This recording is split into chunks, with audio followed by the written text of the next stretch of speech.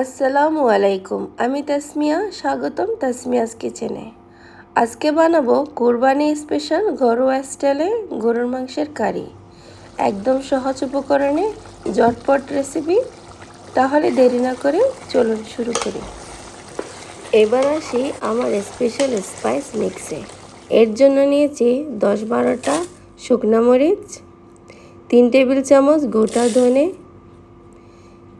1.5 table চামচ মিষ্টি জিরা, 1.5 টেবিল চামচ সাদা জিরা আর 1.5 টেবিল চামচ সাদা সরিষা। এই সব মশলা ব্লেন্ডার দিয়ে একদম মিহি করে ক্রাশ করে নিয়েছি। আলাদা করে নিয়েছি 1.5 টেবিল চামচ কাঁচা চীনাবাদাম।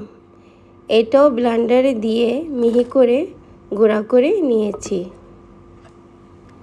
3 কিলো গরু মাংস ভালো করে ধুয়ে নিয়েছি। এর মধ্যে দিয়েছি 2টা মাঝারি সাইজের পেঁয়াজ স্লাইস, 4-5টা কাঁচামরিচ, তেজপাতা 2-3টা, দারচিনি হাফ হাফ করে ভেঙে, 4-5টা এলাচ, 4-5টা লবঙ্গ, হাফটা জায়ফল আর 4-5টা গোলমরিচ, 2টে মাঝারি সাইজের পেঁয়াজ, 2 ইঞ্চি আদা স্লাইস করে আর 10-12টা রসুন কিউব করে সব একসাথে থেতলে মাংসের মধ্যে দিয়ে দিব।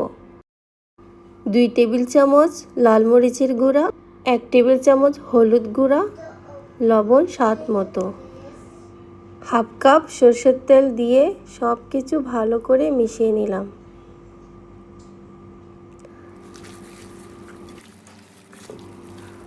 আর আমার যে স্পেশাল মশলাটা বানিয়েছি সেটা আমি এখন দিতে ভুলে গিয়েছি মাখানোর সময়। এখন সেই মশলাটা আমি মাংসের মধ্যে দিয়ে দেব। মাংসে একটু পানি দিয়ে দিলাম। মাংসের মশলাটা আমি এখন দিয়ে দিলাম। এখন নেড়ে ছেড়ে ভালো করে মাখিয়ে তারপর সব একসাথে মিশিয়ে মাংসটা চুলায় বসিয়ে দিলাম। প্রথমে 10 মিনিট হাই হিটে রেখেছি।